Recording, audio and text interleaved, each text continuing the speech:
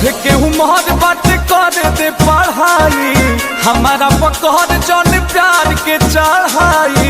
हट ना होने रे, पढ़ के उम्र बात कर दे पढ़ाई, हमारा पकड़ जन प्यार के चढ़ाई।